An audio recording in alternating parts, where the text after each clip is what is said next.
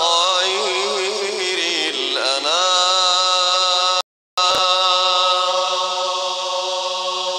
كل من صلى عليه منا لا يضام كل من صلى عليه مرة صلى الله بها عليه عشرة صلوا على خير الأنام.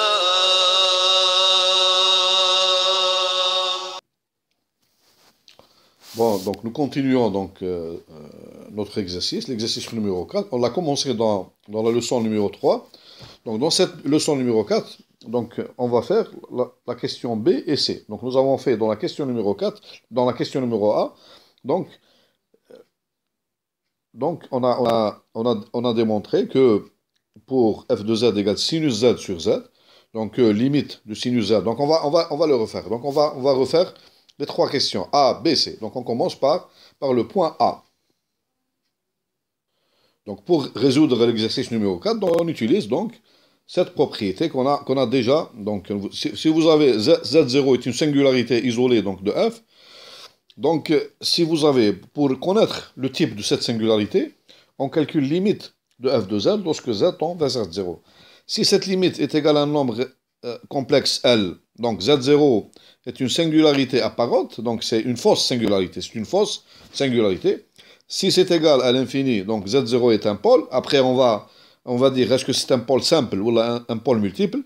Si cette limite n'existe pas, donc ce n'est pas un nombre complexe et ce n'est pas l'infini. Donc la limite n'existe pas dans le sens large. Z0 est une singularité donc essentielle. On obtient Z0 est une singularité. À partir donc de la limite de la fonction, on peut connaître donc le type de singularité, le type de singularité.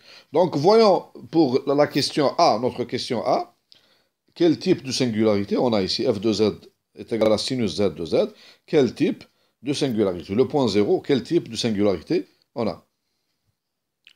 Bon, nous avons donc f de z égale sinus z sur z. Nous avons f, elle est holomorphe dans C tout entier sauf le point 0. Donc ça implique ici que le point ici, z0 égale 0, est une singularité, est une singularité isolée. Bon, quel est le type? Maintenant, on va voir quel est le type de cette singularité. Comme on a dit donc tout à l'heure, on va voir limite. On va calculer limite de f de z lorsque z tend vers ce point z0. Ceci est égal à quoi? Est égal à limite de sinus z divisé par z. Lorsque z tend vers 0, ceci est égal à 1. Donc la limite de f de z lorsque z, c'est une limite donc finie. Donc elle est donc un nombre complexe, un nombre réel, donc il est complexe, fini. Donc ceci m'implique que z0 égale 0 est ce qu'on appelle ça une singularité apparente. C'est une fausse singularité, c'est une singularité apparente. مستحدثة ولا غير صحيحة, apparente. Ce n'est pas une vraie singularité, apparente. Donc, lorsqu'il s'agit d'une singularité apparente, donc si on définit la fonction g de z, comme ça, est égal à f de z, si z est différent de 0, et g de z est égal à limite de f de z est égal à limite lorsque z tend vers 0 ici, qui est égal à 1, pour si z est égal à 0, c'est-à-dire g de 0 est égal à 1. C'est-à-dire on obtient ici g de z, encore, g de z est égal à, ici, f de z, si z est différent de 0, et g de z est égal à 0, pardon, est égal à 1, est égal à, la limite elle est égale à 1, est égal à 1 si z est égal à 0. Cette fonction g, donc on a, dans ce cas-là, on peut démontrer facilement, on peut vous le laisser. Donc on a ici g, cette fonction g, elle est holomorphe dans C tout entier. Dans C tout entier. Cette fonction, elle est holomorphe dans C tout entier. Cette fonction, on l'appelle le prolongement holomorphe ou bien le prolongement analytique de la fonction f dans le disque. Donc là, dans ce cas, on a dans C tout entier. Mais c'est-à-dire notre fonction, la première, donc elle n'était même pas définie au point 0. Donc lorsque la limite existe, on peut donc la prolonger. Donc on peut la prolonger analytiquement en une fonction holomorphe dans le disque entier, Voilà. Bon, on passe maintenant à la deuxième fonction, à la deuxième fonction, b, le point B. Donc notre fonction f de z égale e à la puissance z au carré, divisé par z3 plus 1. Pardon, il faut ici calculer d'abord le résidu. Donc pour cette question, donc, on va calculer le résidu de f au point 0. Donc, puisque si ici, donc z0 égale 0 est une singularité,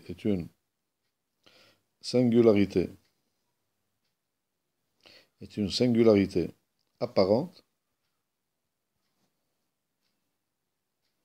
le calcul du résidu donc est égal à, donc ceci est égal à, égale limite, c'est comme un point simple, c'est le même calcul. Lorsque z tend vers 0, bien z0 ici, on a ici z0, bon. Donc, la formule générale, c'est une singularité apparente, donc on a la même technique que pour donc z moins z0 multiplié par f de z. Si on remplace, on trouve ici résidu, donc égal limite, lorsque z tend vers 0, donc on obtient z moins z0, donc on obtient z multiplié par sinus z divisé par z.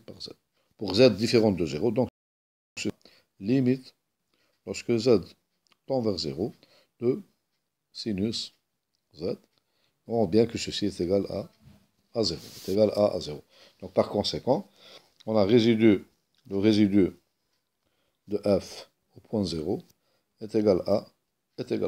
Donc on va encadrer ce résultat. Donc ici, on va encadrer ce résultat. Voilà. Ça, c'est pour la question A. Maintenant, on passe à la question B.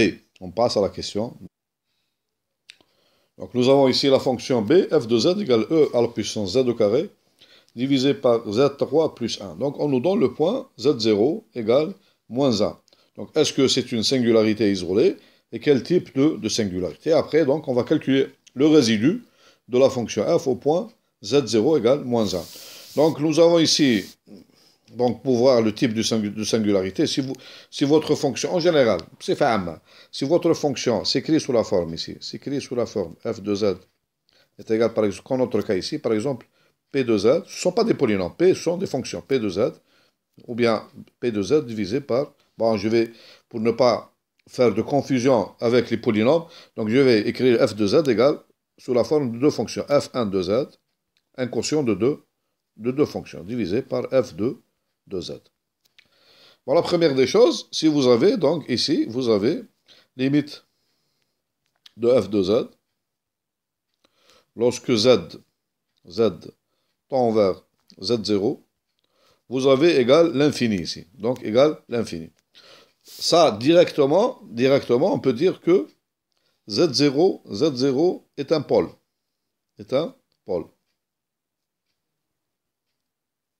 Ça, c'est la première conséquence. Après, on voit, est-ce que c'est un pôle simple ou bien un pôle multiple, d'ordre de 2 ou 3 ou 4, etc. Bon, voyons dans notre cas ici. Voyons ici, dans notre cas. On voit ici que ici au dénominateur, vous avez ici F1, vous avez F1 de Z ici. Bon, on écrit F, dans notre cas ici, F est égal à F1 divisé par F2. avec ici f1 de z est égal à la fonction de la puissance z2. Donc c'est une fonction qui est différente de 0, quel que soit z appartenant à c. Vous avez la fonction f2 ici de z est égal à donc z3 plus 1. Bon, les racines de cette fonction, les zéros de cette fonction f2 de z, vous avez ici, on a f2 de z, on l'écrit f2 de z est égal à 0, équivalent. Donc on a trois racines ici, trois racines complexes. Donc théorème d'Alembert, ce sont trois racines complexes. Vous avez z0 égale moins 1. Moins 1, c'est une racine. Parce que si je remplace ici, dans cette expression, moins 1, j'obtiens moins 1 à la puissance 3 plus 1. Donc ceci est égal à quoi? C'est égal à moins 1 plus 0. Donc moins 1 est une racine. Moins 1 est une racine. Est-ce que c'est une racine double, une racine triple? On va voir. Donc les racines ici, c'est z0 égale moins 1. La deuxième racine, c'est z1 égale 1 demi, donc plus i racine 3 sur 2. Et la troisième, c'est z3 égale, donc ici, donc,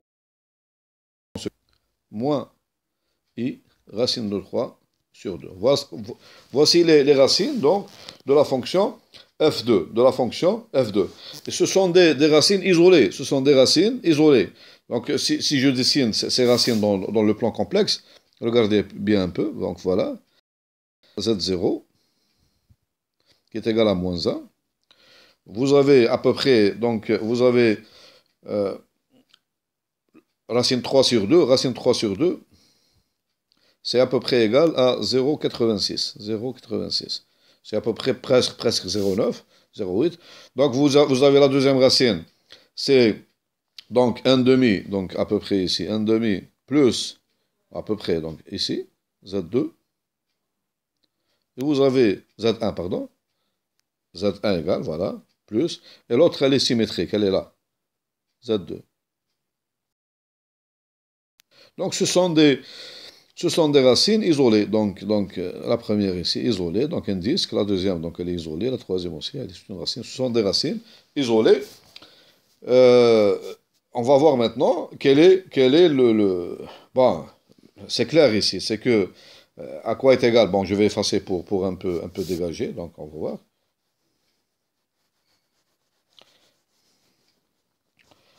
Bon, c'est une singularité isolée. À quoi est égal maintenant? Limite de f de z, lorsque z tend vers moins 1. C'est-à-dire moins 1 est égal, limite de f de z, lorsque z tend vers moins 1, donc est égal à, donc vous voyez bien ici que le dénominateur s'annule, et le numérateur est différent de 0. Le numérateur est différent. Donc, ceci est égal à l'infini. Donc, ici, ça est égal à l'infini. Donc, ceci m'implique nécessairement que le point Z0 égale moins 1 est un pôle. Donc, c'est un pôle. Si vous trouvez la limite égale à l'infini, complexe, donc ça veut dire que Z0 est un pôle. Maintenant, nous allons voir, est-ce que c'est un pôle simple ou bien un pôle multiple? Est-ce que c'est un pôle simple ou bien un pôle multiple? Bon. Comment on va procéder? Donc, pour connaître s'il s'agit d'un pôle simple ou un pôle multiple, on va effacer ici, donc ici, si vous permettez. Voilà.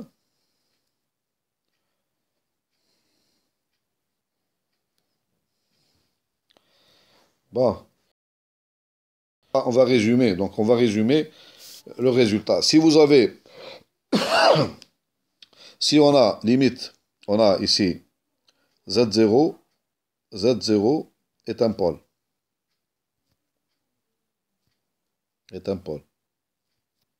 Ça, c'est un résultat. Pour connaître, on a deux cas. Si vous avez limite, lorsque Z tend vers Z0, de Z0 moins Z0 à la puissance M multiplié par F de Z, ceci est égal un nombre L qui appartient à C. Donc une limite finie complexe.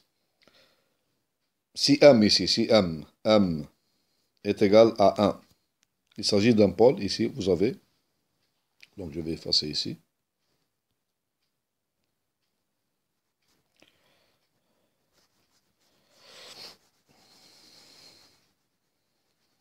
On va l'écrire ici plus en détail. Donc nous avons l'hypothèse Z0 est un pôle. Pour connaître est-ce que c'est un pôle simple ou bien un pôle multiple, qu'est-ce qu'on fait? Donc on va calculer limite de Z moins Z0 à la puissance, multiplié à la puissance M, s'il existe M ici, donc M on ne sait pas encore, multiplié par F de Z, lorsque Z tend vers Z0. Si ceci est égal à un nombre complexe L appartenant à C. Donc on a deux cas. On a deux cas.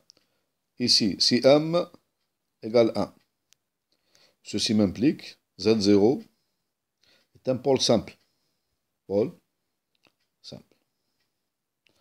Le deuxième cas, M supérieur ou égal à 2, vous avez donc ici Z0, pôle multiple.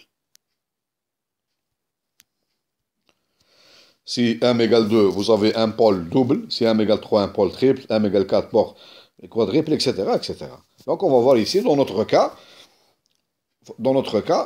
par quelle puissance je vais multiplier F de Z, bien sûr Z moins Z0, pour que notre limite, il existe, si c'est un pôle, dans notre cas, si c'est un pôle, donc il existe, l'anti-M, il existe. Donc il existe M tel que limite de Z moins Z de la puissance M multiplié par F de Z est égal à donc on va le trouver, parce que c'est un pôle. C'est un pôle, donc l'anti-M, il va exister. Est-ce que il est égal à 1 ou bien il est strictement supérieur à 1? Donc ça dépend de notre fonction. Donc dans notre cas, qu'est-ce qu'on a? Dans notre cas, nous avons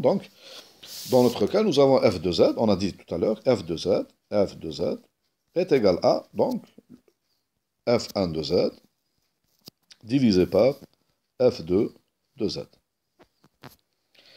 Avec ici, F1 de Z, on a dit tout à l'heure, c'est égal à E à la puissance au carré, et la fonction F2 de Z, est égal à Z3 plus 1. Comment je peux écrire F2 de Z? F2 de Z, puisque Z0, c'est une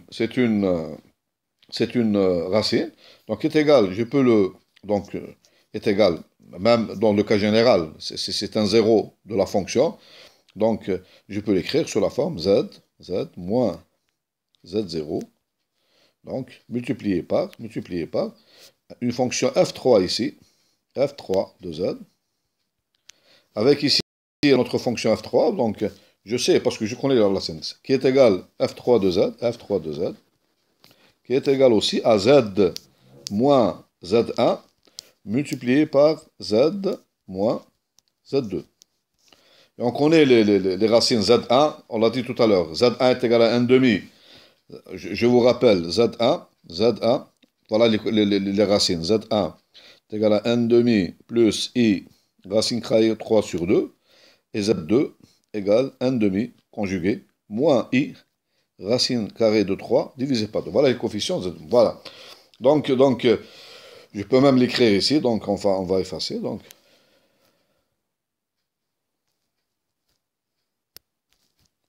Voilà, donc je vais effacer ça. Je vais remplacer F3, bon, c'est pas la peine.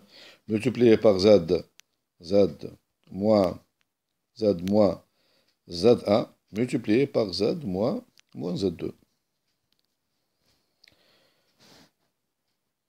Et donc, d'après cette écriture, donc j'obtiens F de Z égale, donc je vais effacer ici.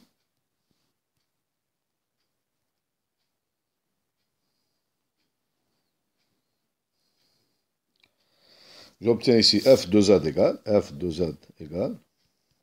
égale, donc ici F1 de Z, divisé par un produit Z moins Z0, multiplié par, donc ici la fonction, multiplié par la fonction F3 de Z.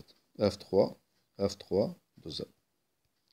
Remarquons ici que la fonction f3, avec ici la fonction f3 au point z0, elle est égale à, donc je remplace, c'est égal à z0, pardon, au point z0. Donc la fonction f3 est égale à z0 moins z1 multiplié par z0 moins z2, qui est différente de 0. Elle est différente de 0. Donc finalement, je trouve ceci est égal à f3 de z. Donc ceci m'implique quoi? Ceci m'implique que si je multiplie z moins z0 multiplié par f de z, qu'est-ce que je trouve? Ceci est égal à, qu'est-ce qu'il me reste si z est différent de z0, donc est égal à f1 de z divisé par f3 de z. Et vous remarquez bien que, bon, je vais effacer ça, et vous remarquez bien que limite, lorsque z tend vers z0 de z moins z0 multiplié par f de z, ceci est égal à, donc, limite, lorsque z, pardon, ici z0 c'est moins 1, d'accord. Lorsque z tend vers moins 1 de la fonction, donc je simplifie ici, donc je peux simplifier, donc, est égal, limite lorsque z tend vers moins 1, de f1 de z, divisé par f3 de z, qui est égal à, donc, limite,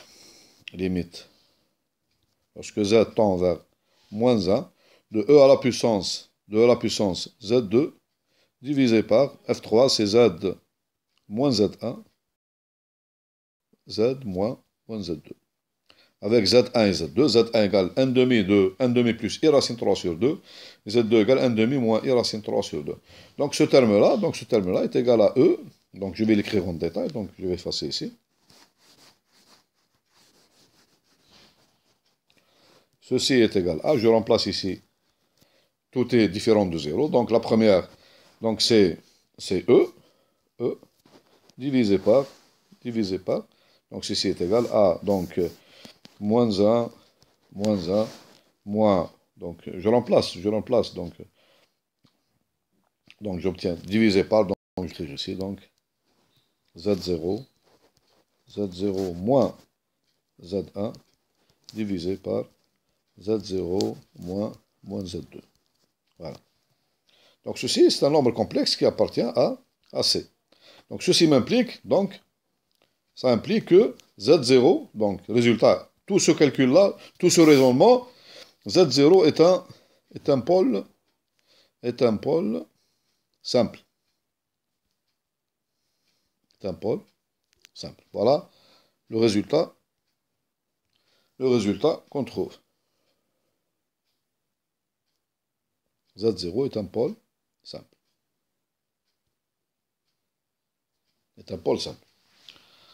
Bon, si c'est un pôle simple, donc on peut appliquer pour trouver le résidu. Donc donc on va calculer maintenant le résidu. Donc le résidu de f au point z0. N'oublions que on a dit f de z est égal à, on l'a mis sous la forme f1 de z divisé par f2 de z. Avec ici f1 de z est égal à e, égale e à la puissance z au carré, et la fonction f2 de z est égale ici à z3 plus 1. Bon, ici, on a le choix, donc on a plusieurs méthodes pour calculer le résidu, mais on va utiliser, on remarque ici, donc on a ici z0, dans le cas ici, z0 est un pôle simple.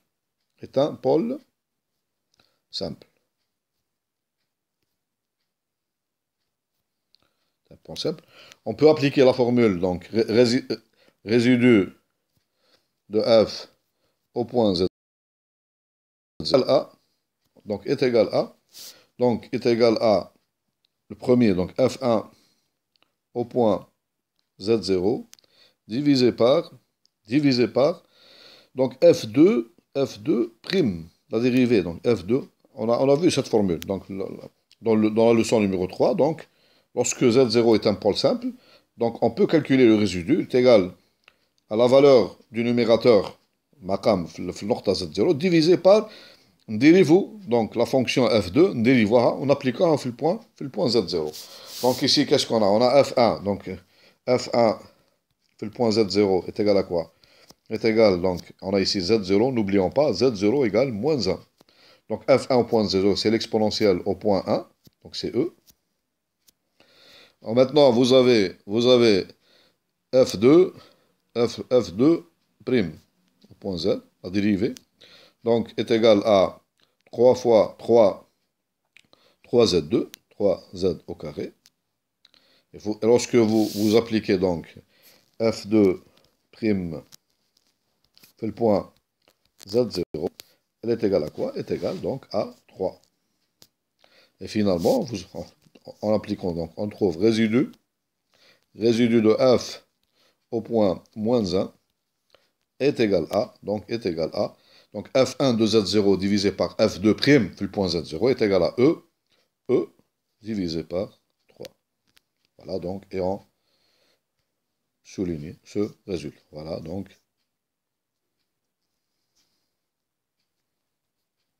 Le deuxième exercice. Voilà.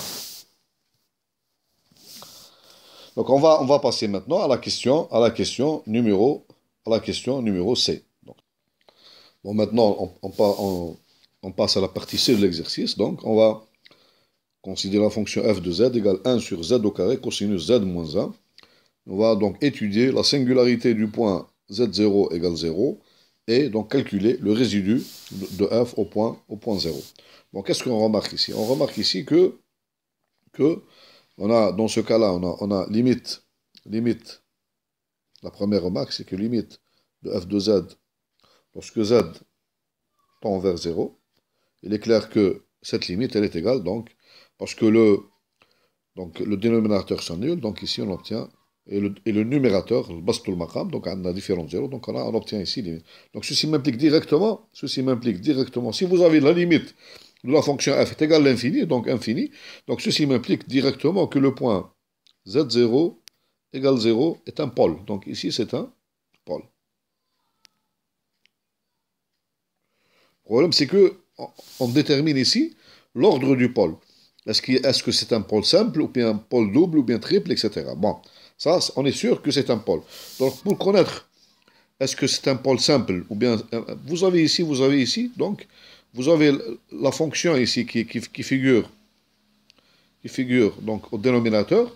Donc, elle s'écrit comme étant z moins 0 au carré, donc z moins z0, donc elle s'écrit comme ça, z moins z0 avec ici bien sûr z0 égale 0. Donc multiplié par une fonction, par exemple ici f1 de z, avec ici f1 de z est différent de 0. Donc ici c'est clair que au carré, pardon, ici, c'est un pôle d'ordre 2. C'est un pôle d'ordre 2. Pourquoi? Parce que, regardez bien, pourquoi? Parce que si on fait maintenant, on considère la fonction z, donc vous avez ici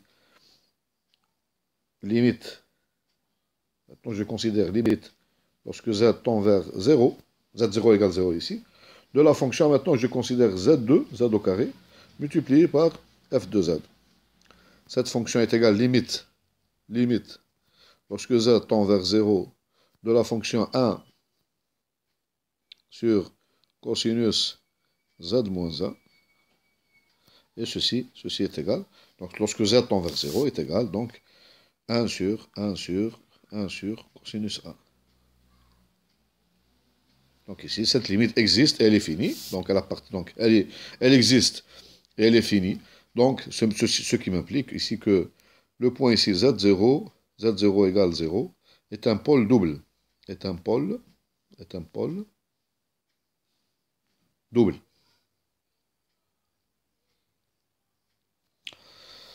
Voilà, donc la première réponse. Maintenant, je vais calculer le résidu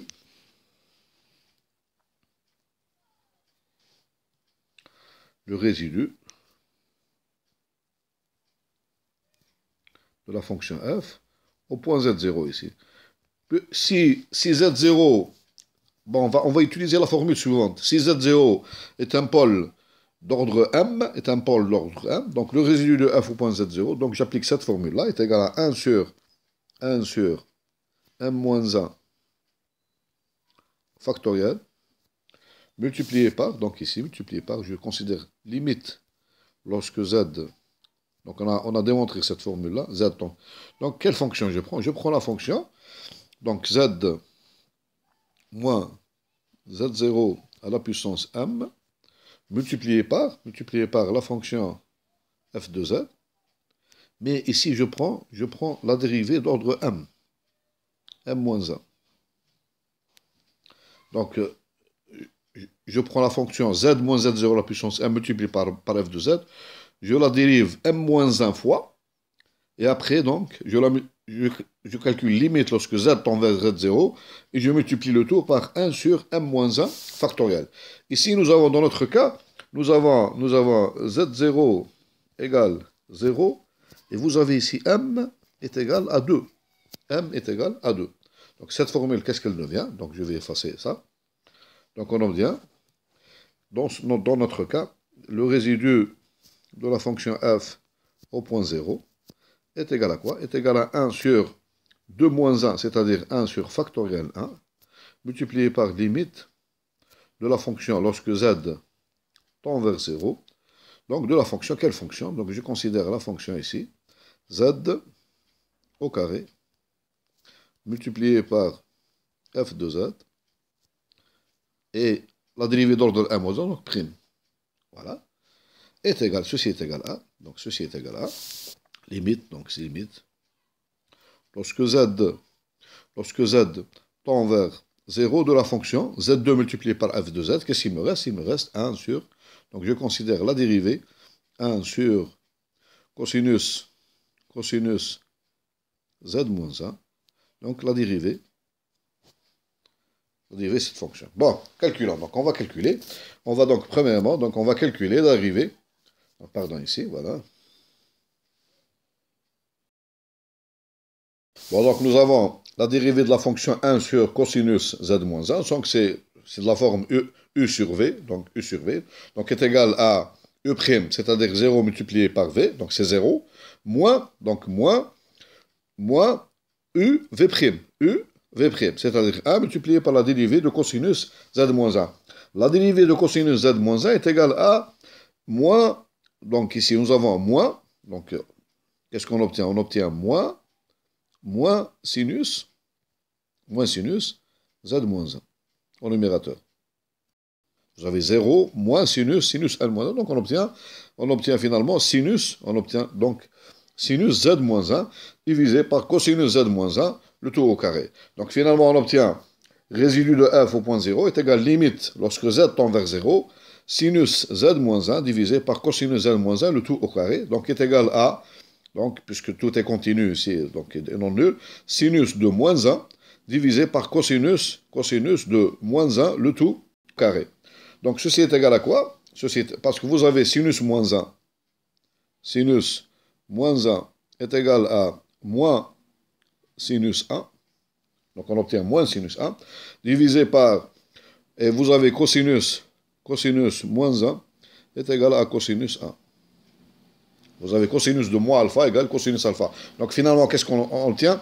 C'est égal à moins sinus moins 1, moins sinus 1 divisé par cosinus 1 au carré, c'est-à-dire on obtient ce résultat. Le résidu de f au point 0 est égal à moins sinus 1 divisé par cosinus carré 1. Bon, on peut écrire que ceci est égal, donc. Bon, maintenant on passe à l'exercice numéro 5. Trouver le résidu au point z0 égale 0 de la fonction f de z égale 1 plus z à la puissance 10 divisé par z à la puissance multiplié par 4 plus z.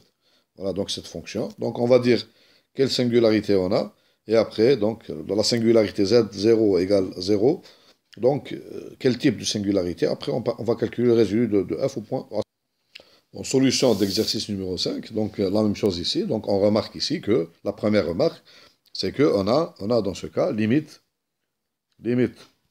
lorsque z tend vers 0, de la fonction f de z est égal à l'infini.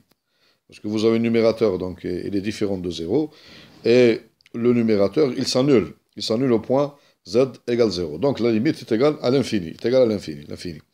Donc ceci m'implique directement que z0 égale 0 est un pôle.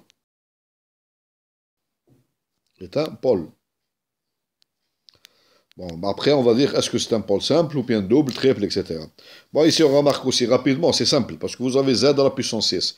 La première remarque. La deuxième remarque, c'est qu'on remarque ici que limite, lorsque z tend vers 0, de la fonction z à la puissance 6 multiplié par f de z, donc ceci est égal, limite, lorsque z tend vers 0, de la fonction 1 plus z à la puissance divisé par 4 plus z, et ceci est égal à, donc ici est égal à 1 quart.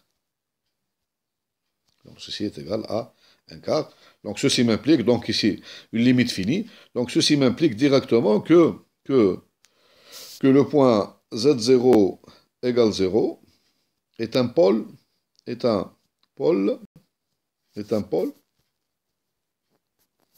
puisque vous avez ici z à la puissance 6 multiplié par d'ordre 6. D'ordre est un pôle d'ordre 6.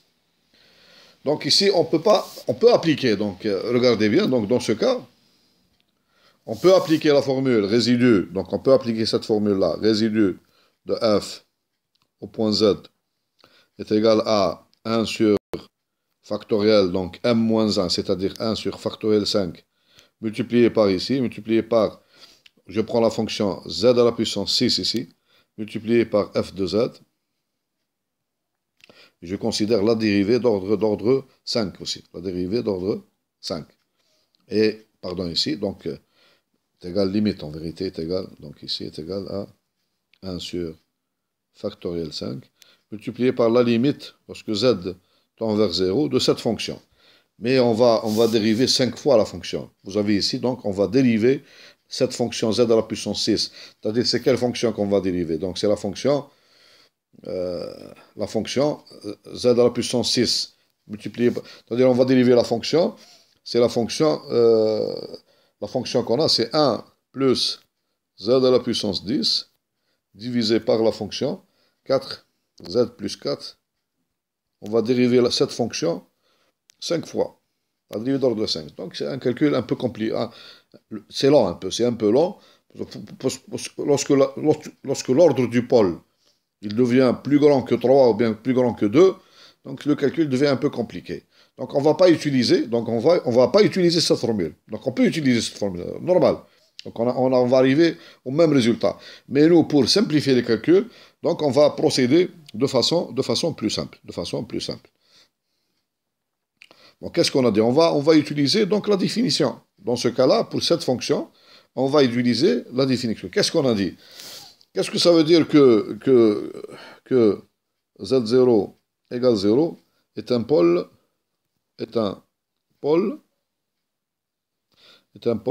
d'ordre 6. C'est-à-dire que notre fonction, ça veut dire que la fonction f de z, elle s'écrit sous la forme suivante, f de z est égale somme de k égale 0 jusqu'à l'infini. Donc, CK, donc la partie régulière z à la puissance k, plus, ce qui nous intéresse, c'est la deuxième partie, développement de Laurent, plus, ce que d'ordre 6, donc vous avez le pôle d'ordre 6, vous avez ici D1 divisé par z, plus D2 divisé par D2 divisé par z au carré, plus D3 divisé par z à la puissance 3, plus D4, on va les écrire tous, divisé par z à la puissance 4, plus D5 divisé par z à la puissance 5, plus D6 divisé par z à la puissance 6. Et le reste, c'est nul. Tout le reste, c'est nul. Ça, c'est un pôle d'ordre 6. Z moins Z0, elle devient Z. Bon, c'est quoi le résidu? Bon, par définition, c'est quoi le résidu de f au point ici, au point 0? C'est exactement le... Donc, je vais l'entourer ici. C'est D1 est égal à D1. C'est le coefficient. Le premier coefficient, c'est D1 divisé par Z moins Z0. Donc pour trouver le résidu de f au point 0, on va effectuer le développement de Laurent. On va donc effectuer, donc on va faire le développement de Laurent de la fonction f, de f, et on va donc connaître le coefficient D1 de 1 sur z. Par définition, le résidu de f au point 0. Bon, on va procéder comme ça. Donc pour trouver le résidu, donc on doit effectuer le développement de Laurent à la fonction f de z. Donc je vous rappelle, f de z, c'est quoi? C'est 1 plus z à la puissance 10 divisé par z à la puissance 6. Donc je vais écrire. Donc f de z, pardon ici, f de z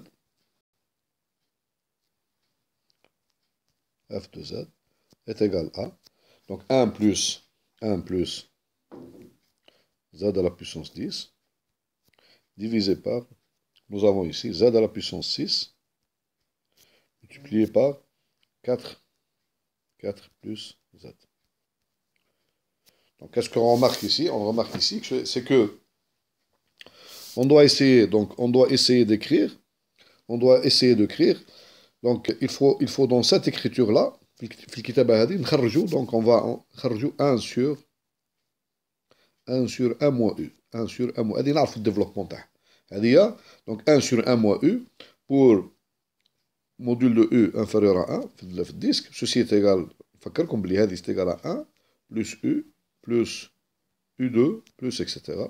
plus u à la puissance 1 plus etc. Donc on va essayer d'écrire cette fonction. Donc هذه sur tout dénominateur خاصة الكوتي هذا على الشكل هذا on factorise etc. وبعد نعملوا le développement. Voilà. Donc c'est ce qu'on va essayer de faire. Donc voilà. Donc ceci est égal à quoi? Est égal à 1 plus z à la puissance 10. Donc لازم نخرج الأ هنا. Donc est égal à z à la puissance 6 facteur 2 4 facteur 2 ici facteur 2 1 plus z sur 4. Z divisé par 4. Voilà. Et après, ceci, je vais l'écrire aussi. Ceci est égal à 1 plus z à la puissance 10 divisé par, donc simple ici. Donc, je vais sortir le 4 ici. Donc, 4 fois z à la puissance 6, facteur 2. Et je vais écrire 1 plus z, donc c'est 1 moins z sur 4. Voilà. Voilà. Ça, c'est donc ici, mon U ici, donc c'est la forme ici. Donc, je vais encore l'écrire sous cette forme-là, est égal à, donc 1 plus z à la puissance 10, divisé par, ici, 4 z à la puissance 6, le tout multiplié, ou bien, je vais l'écrire ici, donc voilà. On va l'écrire comme ça, allez. 1 plus, ça c'est polynomial, 1 plus z à la puissance 10, multiplié par 1 sur 4 z à la puissance 6, le tout multiplié par 1 sur, ici 1, moins z divisé par 4. Nous avons ici la forme ici, 1 sur 1 moins u, avec u ici, avec u, égale moins z divisé par 4. Donc nous avons dit que 1, je vous rappelle, 1 sur 1 moins u, est égal à 1 plus u plus u2 plus etc. Voilà, plus un plus, voilà. Donc on obtient ce développement-là.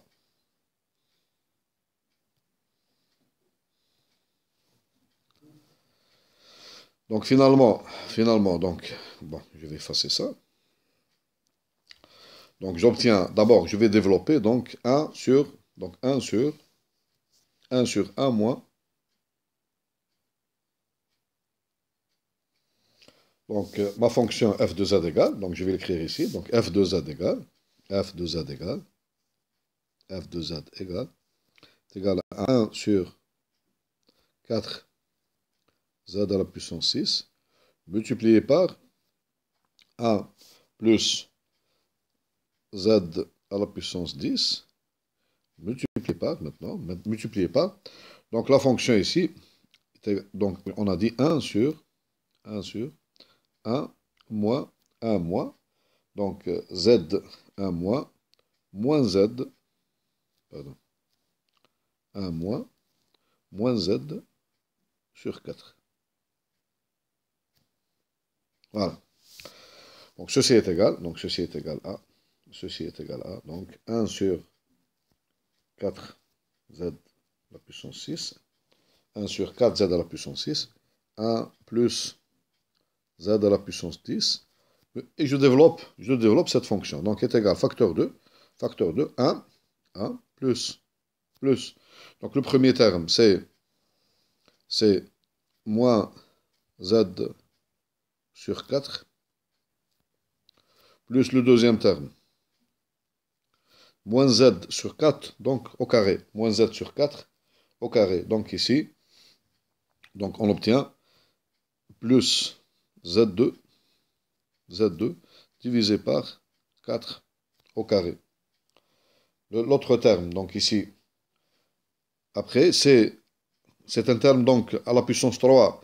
Donc on obtient moins. Donc moins z3 à la puissance, donc ici, vous avez donc ici, pardon, ça c'est 2 au carré, donc ici c'est, pardon, z sur 4, donc c'est 4 au carré, pardon, 4 au carré,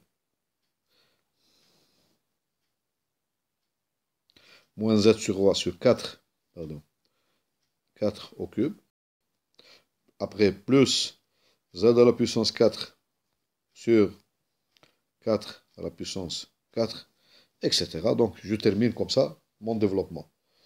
Donc une fois c'est positif, une fois c'est négatif, plus, etc. Donc le terme général, c'est plus moins 1 à la puissance n, moins 1 à la puissance n, z à la puissance n, z à la puissance n, sur 4 à la puissance n.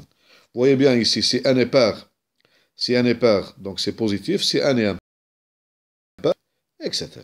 Voilà le développement, donc développement de 1 sur 1 moins z moins 4. Cette fonction, elle est facile à développer. Bon, qu'est-ce qu'on obtient dans ce développement? Bon, donc, je développe ici 1 sur 1 moins z sur 4 jusqu'à l'ordre 7. Comme ça, on peut voir les calculs, qu'est-ce qu'ils vont donner. Donc, ceci est égal à 1 plus z à la puissance 10, multiplié par, je laisse le 1 quart ici, après je vais le rentrer, multiplié par, je fais rentrer 1 sur z à la puissance 6, je multiplie ma série, donc qu'est-ce que je prends? Donc sur z à la puissance 6, moins, ici, moins, donc 1 sur 4, multiplié par 1 sur z à la puissance, donc j'ai z divisé par z à la puissance 6, donc c'est z à la puissance 5. Plus le deuxième terme. Donc j'obtiens ici 1 sur 4 au carré, 1, je laisse comme ça, 1 sur 4 au carré, multiplié par le deuxième terme, c'est 1, puisque 1 sur z2 sur z6, donc c'est 1 sur z à la puissance 4. Plus l'autre, moins, pardon. Donc je vais développer jusqu'à l'ordre 5, 6. Après, c'est moins le troisième terme, c'est 1 sur 4 à la puissance 3. 1 sur 4 à la puissance 3, multiplié par donc 1 sur donc z à la puissance 3 divisé par z à la puissance 6, donc j'obtiens z à la puissance 3. Donc ça c'est la même chose ici, donc j'obtiens ce terme-là, plus le terme qui vient après, c'est z à la puissance 4, donc 1 sur 4 à la puissance 4, multiplié par 1 sur z à la puissance 1, z à la puissance 2. Z à la puissance 2. Il me reste z à la puissance 2. Vous voyez bien que ça diminue. Z à la puissance 6, z à la puissance 5, z à la puissance 4, z à la puissance 3, z à la puissance 2. Après, qu'est-ce qu'il vient? Qu'est-ce que j'obtiens? Moins. Moins. Donc j'obtiens, ce terme-là, il est important. Je vais l'écrire en rouge parce que donc moins.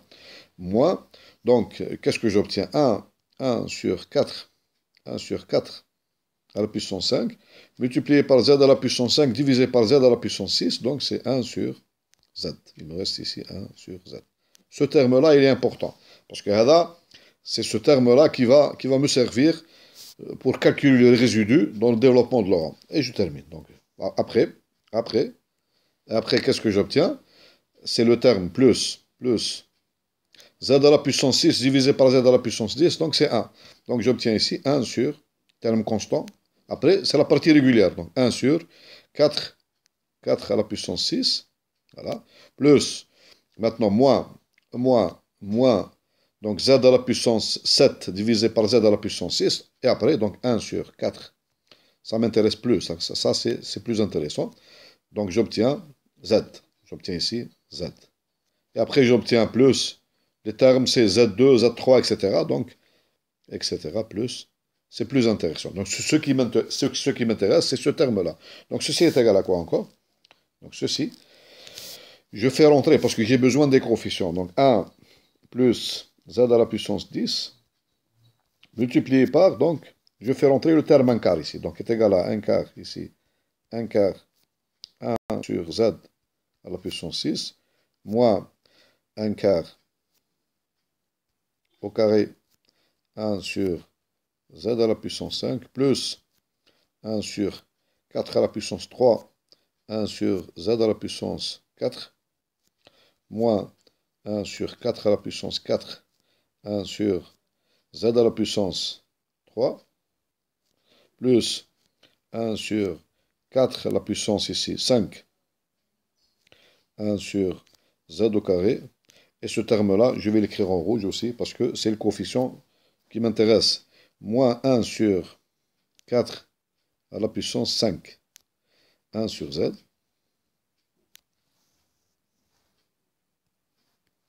Et le terme qui va rester ici, plus, ici 1 sur, ça ne m'intéresse plus ici, 1 sur 4, moins, ici, 1 sur 4 à la puissance 8, z, plus les termes ici, en z2, z3, et donc ceci est égal à quoi? Ceci est égal, donc ceci. Maintenant, je fais rentrer la série, donc, est égale à la première série, qui est égale à la même chose. Donc, j'obtiens la même série. 1 quart, 1 sur z à la puissance 6, plus, je multiplie par 1 ici, donc, moins 1 sur 4 au carré 1 sur z à la puissance 5 jusqu'au terme ici. Donc je vais écrire en couleur ici. C'est le terme qui m'intéresse. Moins 1 sur 4 à la puissance 5, 1 sur z. Plus les autres termes. Plus le terme ici. Plus 1 sur 4 à la puissance 7. 1 sur z, donc plus 1 sur 4 à la puissance 7, moins 1 sur 4 à la puissance 8, z, plus etc. Ça, c'est le premier terme de la série, donc c'est plus une deuxième série, qui commence par, donc vous avez le deuxième terme, donc il va commencer, regardez par quel terme il va commencer. Il va commencer par 1 quart, pardon. Il va commencer par le terme, oui, 1 quart, z à la puissance 10 divisé par z à la puissance 6. Donc, qu'est-ce que j'obtiens? Z à la puissance, ici, à la puissance 4, plus ici un terme, le deuxième terme, donc c'est un terme qui va commencer par z à la puissance, ici, donc j'obtiens pardon, les premiers termes, je vais calculer les premiers termes, moins, moins 1 sur 4 au carré, 4 à la puissance 2, multiplié par, donc z à la puissance 10, divisé par z à la puissance 5. Donc c'est un terme qui va commencer par z à la puissance 5, plus un terme ici qui va commencer par z à la puissance 6, plus etc. Donc vous avez cette série, donc lorsque je la rajoute à la deuxième, donc elle commence par z à la puissance 4. Elle commence par z, je la rajoute à la première. Donc ma série, donc les termes là, donc la série, donc le développement de Laurent, donc c'est clair ici. Donc le coefficient, la somme des deux séries, la somme de ces deux séries, donc le développement de Laurent de f de z, donc ceci m'implique, donc c'est clair ici, c'est que la partie singulière, donc ici, donc ça m'implique ici que f de z est égal à quoi? F de z. Donc la partie singulière, elle est la partie singulière du développement de Laurent. Donc maintenant, vous avez un quart, c'est sûr, on va faire un quart de 1 sur z à la puissance 6, moins 1 sur 1 sur 1 sur 4 au carré, 4 au carré, 1 sur z à la puissance 5, plus etc. حتى moins 1 sur 4 à la puissance 5, 1 sur z. Puisque la deuxième série, هنا تبدا من z à la puissance 4. Donc tous ces termes-là, ils existent, mais ils ne يتبدلوش. Ils restent donc constants. ونكمل كيما هكذا jusqu'au terme ici, plus z à la puissance 4, هنا ça change. هنا ça va changer. Plus un terme ici, z à la puissance 5, facteur de quelque chose ici, ça change, plus etc. Ce qui m'intéresse هنا في الحكاية هذه كلها, donc dans tout ce parcours, c'est que dans tout ce parcours, ce qui m'intéresse, c'est que le coefficient de développement de Laurent, dans le développement de Laurent, D1 تاني نحوس عليه que je cherche, هنا, il est là. Voilà, donc nous avons هنا في le calcul تاعنا, nous avons D1 هنا في le développement de Laurent, D1, pardon, est égal à moins 1, donc D1 est égal à... Bon, pardon, erreur صغيرة هنا, lorsque j'ai multiplié par... Là, c'est pas 1 sur 4 à la puissance... C'est 1 sur 4 à la puissance 6. Donc, j'ai multiplié par un quart. Ça devient ici 1 sur 4 à la puissance 6. C'est là et là. Et le reste ici, c'est 4 à la puissance 7. Voilà, 4 à la puissance 7. Voilà, c'est 4 à la puissance. Donc, on rectifie ici. Donc, c'est 4 à la puissance 6 ici. Donc, pardon. Donc, c'est 4. C'est pas 4 à la puissance 5, c'est 4 à la... Ici, tout ça, c'est 4 à la puissance... Parce qu'on a multiplié par un quart. On a multiplié le tout par un quart. Donc, voilà. On va rectifier après. Donc, ici, c'est tout 4 à la puissance 6. Ici, c'est 4. Donc, 4 à la... Ça, c'est correct. 4 à la puissance 7, 8. Ici aussi, c'est 4 à la puissance 6. Voilà. Ici aussi, donc, c'est 4 à la puissance 6. Finalement... Donc on obtient le coefficient de 1 sur z, c'est-à-dire D1 est égal à moins 1 sur 4 à la puissance 6. Et finalement, donc, on obtient donc le résidu de f au point 0 est égal à D1, le coefficient de 1 sur z. Ceci est égal, on a dit, moins 1 sur 4 à la puissance 6, moins 1 sur 4 à la puissance 6, ceci est égal à moins, donc lorsque je fais le calcul, moins 1 sur 4096. Voilà donc le calcul du résidu dans ce cas-là. Donc je rappelle ici, c'est que في الحساب تاع الريزيدو هذا المرة هذه, donc on a utilisé la définition, درنا نعاود نفكركم.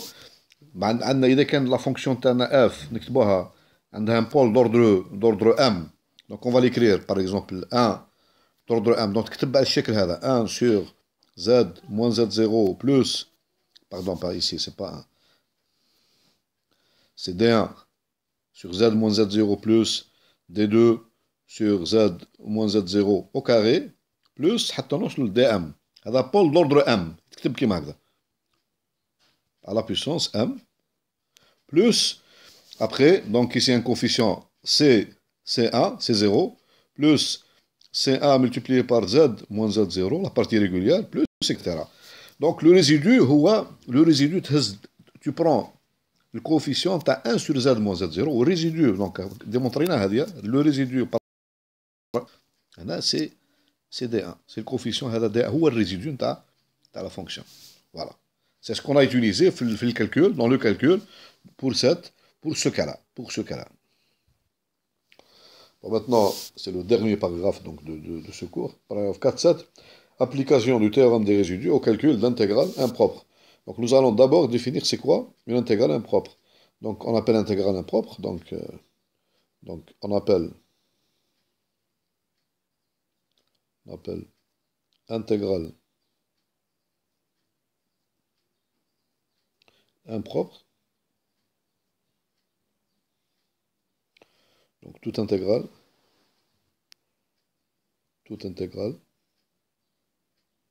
du type donc on la note comme ça, moins l'infini jusqu'à plus l'infini, f de x à valeur réelle, donc ici f de x dx, qui est égal par définition, c'est quoi ça par définition? C'est limite lorsque R, donc limite lorsque R tend vers plus l'infini, donc de l'intégrale réelle, donc ici moins R, de l'intégrale de Riemann, moins R jusqu'à plus R, f de x dx. C'est ça la définition de l'intégrale impropre, moins l'infini jusqu'à plus l'infini, infini x dx.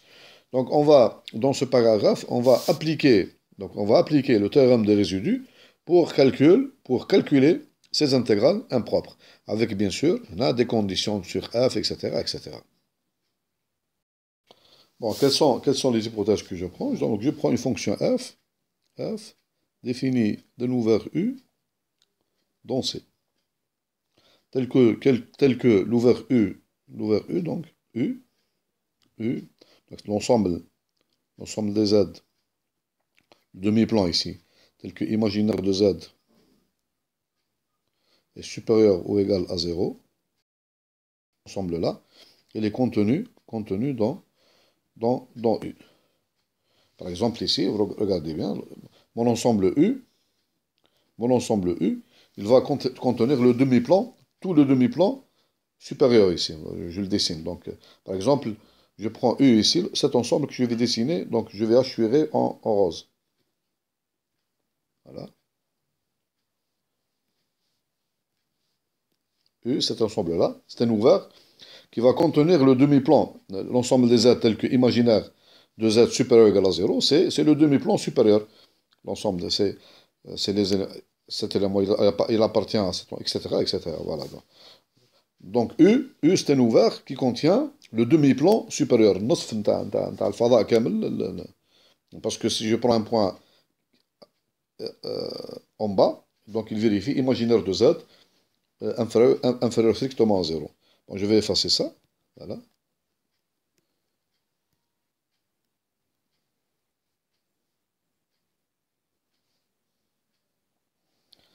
Je vais prendre donc n points qui appartiennent donc à mon ensemble, donc n points qui se situent, donc z point, z1, z2, par exemple z3, zk de façon générale, jusqu'à zn.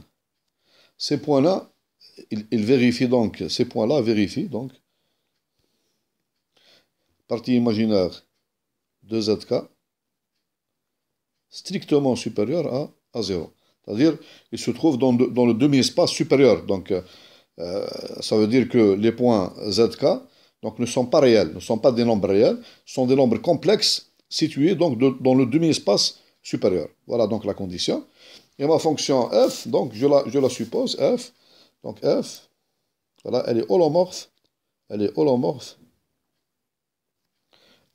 dans l'ensemble U, sauf les points Z1 jusqu'à Zn. Voilà. Ce sont les hypothèses que je vais appliquer. Bon, qu'est-ce que je prends maintenant? Donc, je vais effacer ça. Je vais effacer ça, voilà. Qu'est-ce que je prends maintenant? Bon, je vais effacer tout ça, voilà. Je vais prendre donc donc un contour, ou bien une courbe fermée, tel que, donc je vais prendre ici R, tel que, ici, moins R, plus R, ici, voilà, moins R plus R, tel que le demi-cercle qui est ici.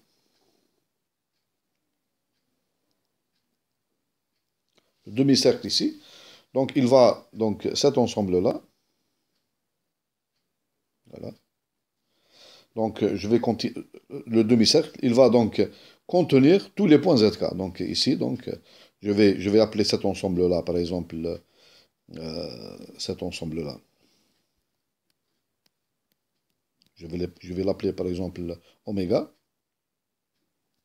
tel que quel que soit K, ZK appartient à oméga.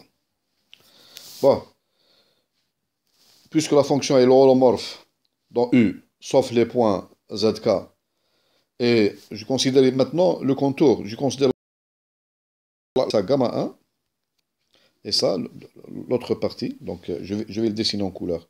Comme ça, on va faire la différence entre gamma 1 et gamma 2. Ça, c'est gamma 1. Donc c'est moins R jusqu'à plus R. Ça, c'est gamma 1. Et gamma 2, donc c'est ce qui reste.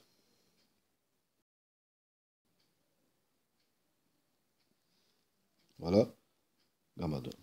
Donc vous avez, et le tout, donc gamma 1 et, donc la juxtaposition, on appelle ça la juxtaposition. Comme ça, gamma 2 égale gamma.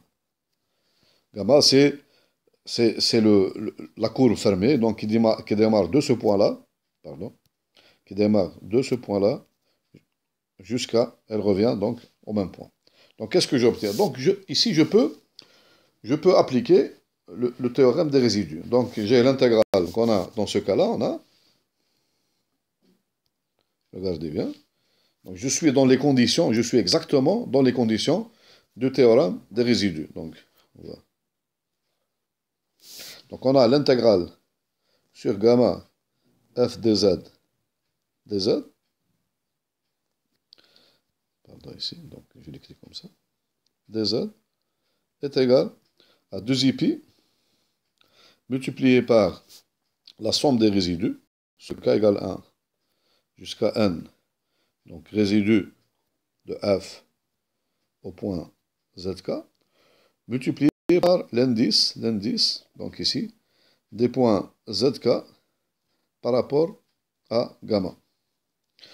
Je vous rappelle que l'indice d'un point ici, l'indice d'un point zk, bon, j'ai le point zk, un point quelconque, on a dit, c'est le nombre de tours que fait gamma en parcourant, donc, ici on a un seul tour. Donc lorsque je pars, je vais le dessiner en couleur, ici, voilà.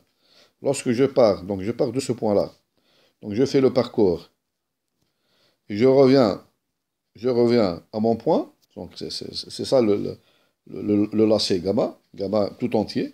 Donc je fais un tour dans le sens trigonométrique. Donc ici, quel que soit K, nous avons l'indice du point ZK par rapport à gamma est égal à 1. Est égal à 1. Donc j'obtiens finalement, le théorème des résidus. Donc il devient, donc c'est pas la peine que je rajoute ici l'indice. Donc c'est somme des résidus, 2ip multiplié par la somme des résidus. Bon, maintenant, voyons un peu, gamma est égal à quoi? L'intégrale sur gamma. Or, l'intégrale ici sur, l'intégrale sur gamma, f dz, elle est égale à quoi? Elle est égale à l'intégrale sur gamma 1, f dz, plus gamma 2, f dz. Or, l'intégrale sur gamma 1. La fonction, c'est une fonction réelle. Donc, ceci est égal à... Et gamma 1, c'est moins R jusqu'à plus R. Donc, ici est égal à moins R jusqu'à plus R. F de x dx. La fonction f de z, lorsque z est réel, elle est égale à f de x. F de x plus l'intégrale sur l'intégrale gamma 2. Ici, gamma 2, f de z, dz. Voilà. Voyons maintenant, donc, ceci est vrai pour tout R, donc, pour R quelconque, donc, supposons ici, j'ai choisi R, le premier R, donc tel que, donc, tous les points ZK, donc, se trouvent dans la courbe, dans le domaine oméga. Maintenant, si je fais agrandir R, ou bien je fais tendre R vers plus l'infini, donc ça reste valable, puisque les points ZK ne vont pas sortir de ce domaine. Donc ceci est vrai, quel que soit R, supérieur à un certain R0 de départ. Voilà, donc j'obtiens à la limite, qu'est-ce que j'obtiens? Donc ceci m'implique donc, cette intégrale est égale à la somme des résidus. Donc, par passage à la limite, lorsque R tend vers l'infini, qu'est-ce que j'obtiens? Donc, ce terme-là, qu'est-ce qu'il me donne? C'est exactement l'intégrale impropre, donc j'obtiens, donc je vais écrire de l'autre côté, donc, moins l'infini, jusqu'à plus l'infini, f de x dx, plus limite, lorsque R tend vers plus l'infini, de la deuxième intégrale, gamma, donc elle dépend de R ici, c'est la deuxième, gamma 2, je vais écrire gamma 2, d'accord, gamma 2, f de z, ceci est égal à, donc aussi, 2i pi multiplié par la somme des résidus, f, zk, voilà, k égale 1 jusqu'à n. Bon, maintenant, si, je vais mettre une condition, si, on va voir, il y a des fonctions qui vérifient ça. Si cette limite-là, si limite, lorsque R tend vers l'infini, de cette intégrale 2, f dz est égal à 0, si cette limite est égale à 0, alors, qu'est-ce qu'il me reste dans mon intégrale? Alors, l'intégrale que je veux calculer, c'est-à-dire l'intégrale impropre, moins l'infini jusqu'à plus l'infini, f de x, qu'est-ce qu'il reste? Il reste 2i pi multiplié par la somme des résidus. Somme de k égale 1 jusqu'à n, les résidus de f au point zk. Donc ça veut dire que le calcul de l'intégrale revient au calcul des résidus. Mais à condition, il y a une condition ici, c'est que l'intégrale sur, la deuxième intégrale, l'intégrale sur gamma 2, la limite est égale à 0.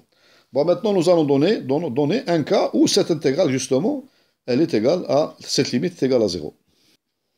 On a un théorème, si la fonction f de z est égale à une fraction rationnelle, est égale à p de z divisé par q de z. Avec ici, donc, p et z, donc, ils n'ont pas de commune ici. Donc, P et Z n'ont pas de racine. C'est-à-dire P et Z sont premiers entre eux. Tel que, voilà la condition, c'est la condition qu'il faut retenir, tel que,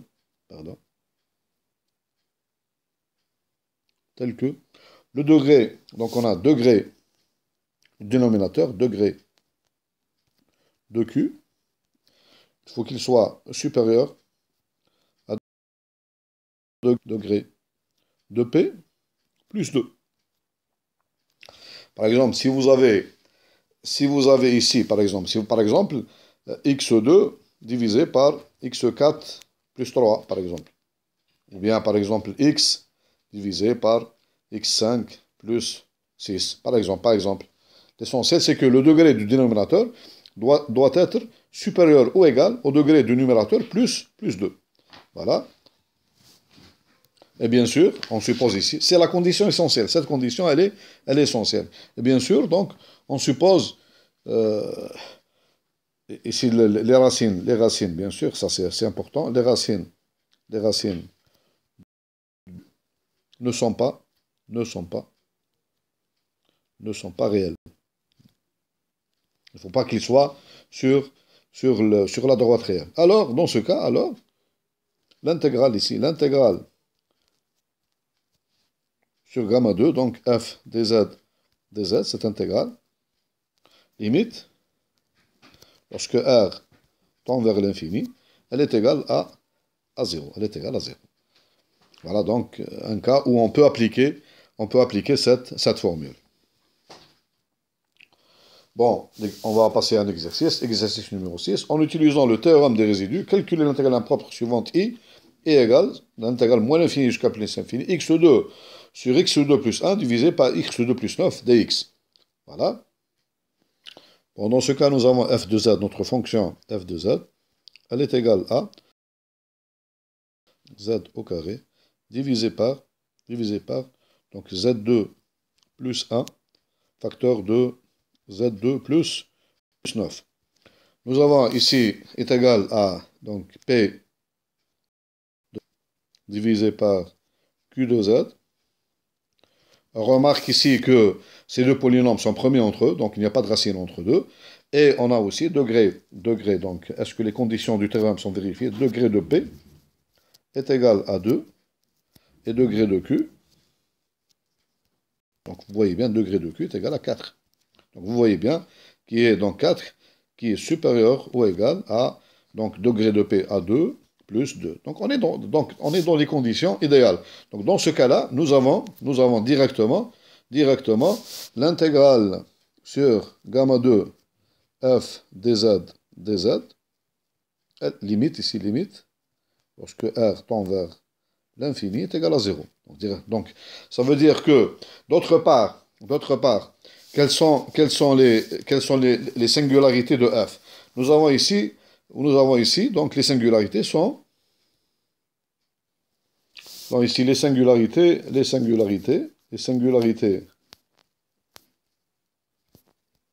sont les racines de q.